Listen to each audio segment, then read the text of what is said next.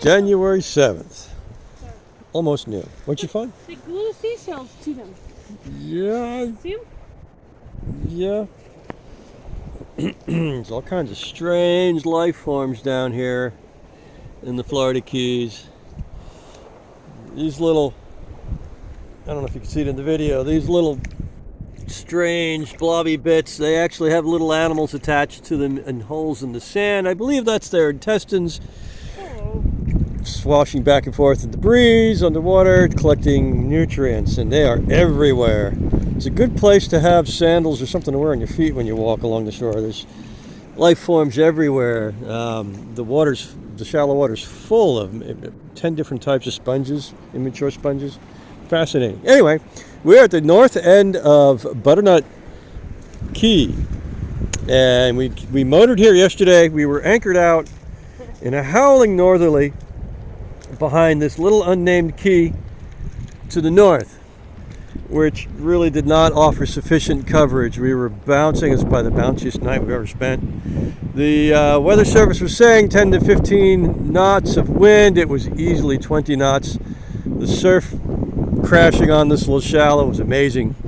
We started the motor and we motored down through this propeller coming out of the water repeatedly because the chop was so great. It's nice and shallow and calm here now. We anchored in a protected cove on the other side of this island. We canoed up here, and this beach was overtopped with waves. The surf was crashing right on through. It was so violent. So today the wind, I believe, is a good 10 to 15 knots, probably 15. This is more exposed portion right off Florida Bay. Oh, look, the fishing boat came through here. And you can see a good chop. And yeah, that's a good 15 knots of wind, I'd say. I've tried sailing in conditions like this, and I tore an entire line of reef points out of my mainsail. Thankfully, we had a second mainsail in the car, which we were able to motor back and get. So I'm being cautious with my last mainsail. It is my older sail.